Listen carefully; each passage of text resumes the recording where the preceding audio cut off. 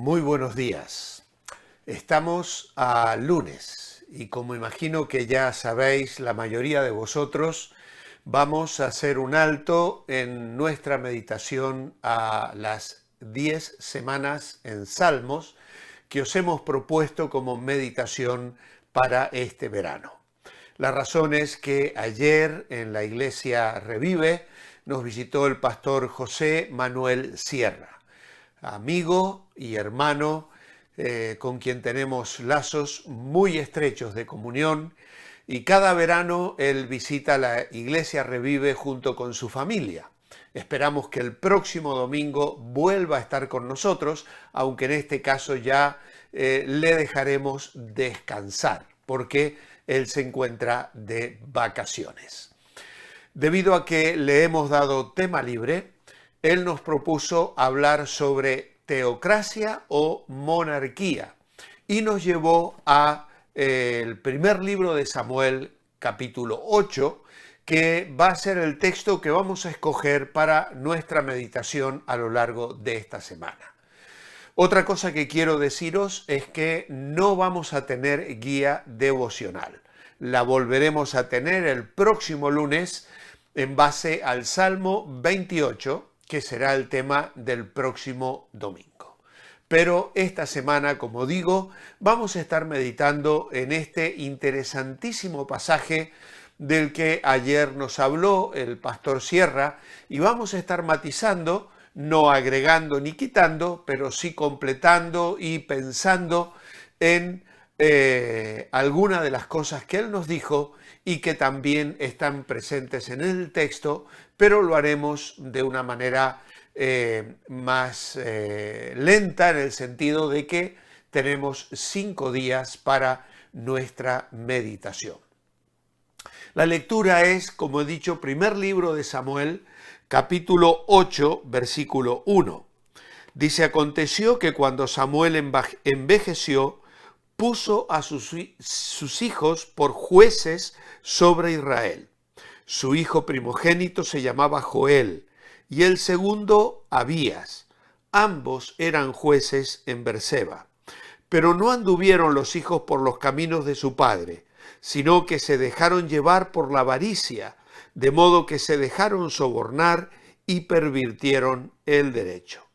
Entonces todos los ancianos de Israel se reunieron y vinieron a Ramá para ver a Samuel y le dijeron: tú has envejecido y tus hijos no andan en tus caminos. Por tanto, danos ahora un rey que nos juzgue como tienen todas las naciones.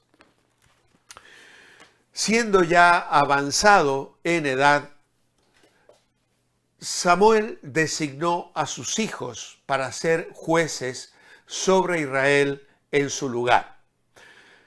No quiero utilizar la palabra anciano, porque creo, tal como el pastor nos aclaró ayer, Samuel debía contar unos 60 años de edad, lo cual en esa época de una vejez prolongada, pues no parece ser una edad demasiado avanzada.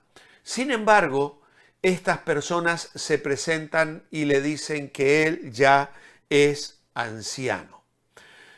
Obviamente que los hijos no estaban siguiendo el camino que Samuel les había marcado.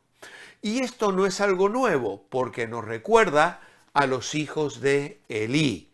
Elí es el sacerdote que formó, diríamos, a Samuel. Y en el capítulo 2 y el versículo 12 dice que los hijos de Elí eran hombres impíos que no tenían conocimiento del Señor. Obviamente que la declaración es mucho más fuerte que las acusaciones de los que hacen los líderes de Israel, los jefes de familia, que se reúnen y se presentan delante de Samuel. No sabemos por qué los hijos de Samuel tomaron un camino malo, pero sí sabemos que Dios responsabilizó a Elí por la corrupción de sus propios hijos. Por ejemplo, lo leemos en el capítulo 2 otra vez, pero ahora en el versículo 29 de este primer libro de Samuel. Y dice Dios allí: ¿por qué habéis pisoteado los sacrificios y las ofrendas que yo mandé ofrecer en el tabernáculo? ¿Por qué has honrado a tus hijos más que a mí y les has hecho engordar con lo principal de todas las ofrendas de mi pueblo? Por eso el Señor, el Dios de Israel, dice: yo había prometido que tu casa y la casa de tu padre permanecerían siempre delante de mí. Pero ahora ha dicho el Señor: nunca haga yo tal cosa, porque yo honro a los que me honran, y los que me desprecian serán tenidos en poco. Es muy dura la forma en la que Dios habla con Elí. Tal cosa Samuel la conocía de primera mano. Por eso nos llama mucho la atención que él haya caído en este error, aunque sus hijos no fueran tan malos y tan corruptos como los hijos de Elí. Sí podemos ver que Samuel no les defiende, porque las acusaciones sobre el soborno y la corrupción de estos muchachos parecen que eran ciertas. Ahora, hay una cosa que a mí me llama la atención en esta etapa de Israel, y es que padres buenos, siervos de Dios, hombres entregados a Dios, tuvieron hijos que no imitaron la conducta de sus padres, que no fueron fieles a Dios. Ya hemos mencionado a Elí. Ahora tenemos el caso de Samuel. Luego veremos a David también fallando en la educación, en lo que comunica a sus hijos. Incluso el propio Salomón. Después de él, su hijo divide el reino. Hombres que como padres fracasaron. Y yo siempre recuerdo a mi padre hablar sobre esto. Mi padre fue pastor en Mendoza. Durante 50 años escribió un comentario sobre el libro de Job que pronto vamos a reeditar. Estad orando por esto, porque muy pronto hemos de comunicar que este libro está reeditado, un hermoso comentario del libro de Job. Ahora, entre muchas de sus enseñanzas, yo recuerdo a mi padre atribuir estos fracasos a que estos padres, por prestar atención a la obra y a la tarea que Dios les había encomendado, no prestaron atención a sus hijos, desatendieron la enseñanza familiar. Samuel se nos dice que recorría todo Israel juzgando. Si prestamos atención a unos pasajes en los capítulos anteriores, veremos que era un hombre íntegro, dedicado, que pastoreaba a su pueblo. Pero sus muchas ocupaciones probablemente hicieron que no trabajase lo suficiente la vida espiritual de sus hijos. Y ese es un peligro real que todos los padres enfrentamos. Todos los padres corremos el peligro de atender las demandas de la obra del ministerio y no dar atención suficiente a lo que nuestros hijos necesitan, enseñándoles, educándoles y guiándoles en el temor del Señor. Una advertencia, una lección sumamente importante. Ahora, otra cosa que me llama la atención es que el rey que estos van a pedir a Samuel va a terminar siendo Saúl, de lo cual el pastor Sierra nos explicó en el día de ayer y no sé si nosotros podremos detallar mucho sobre él.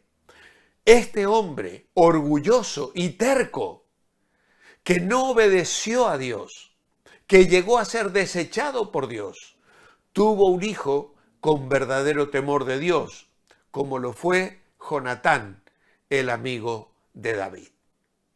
Es imposible saber si Samuel fue un mal padre. Sus hijos eran lo suficientemente grandes como para arreglárselas por sí mismos. Por eso debemos tener cuidado de no culparnos por los pecados de nuestros hijos, ni culpar a otros. Estoy muy familiarizado con este principio de hombres que se culpan a sí mismos o que son señalados por la congregación, pastores, ancianos, líderes, que cuando sus hijos adultos optan por un camino de desobediencia, son señalados y acusados, incluso quitados del ministerio. Se les niega autoridad espiritual. Esto puede ser un grave error. Samuel ha de seguir siendo una autoridad durante casi 40 años más, por lo menos 20 o 25 años más.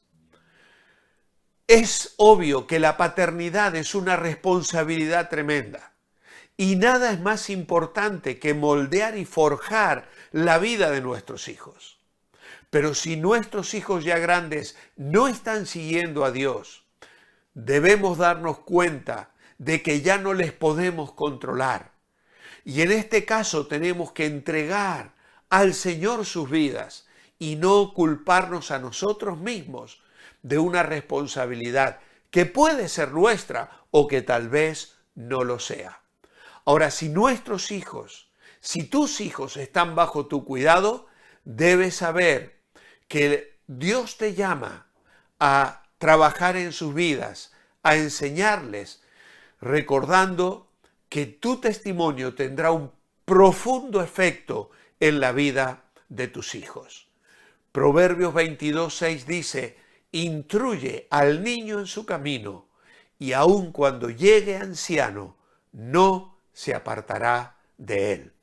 Que Dios te dé sabiduría para enseñar a los tuyos en el temor de Dios y poder verles en su edad adultas, viviendo vidas bajo la voluntad y la guía del Señor, incluso enseñando a sus hijos a temer al Señor. Amado Padre, danos sabiduría para trabajar en la vida de nuestros hijos. Bendice las familias, bendice los padres que me están escuchando, para que ninguno de ellos tenga que escuchar a otros decir: tus hijos no temen a Dios. Es algo muy triste. Señor, obra con poder en nuestras vidas. Danos sabiduría, fortaleza y la entereza para forjar en nuestros hijos el verdadero temor de ti. Lo pedimos hoy en tu nombre. Amén. Mañana seguimos. Es un tema muy interesante. Manteneos bendecibles y, si Dios lo permite, mañana martes nos reencontramos.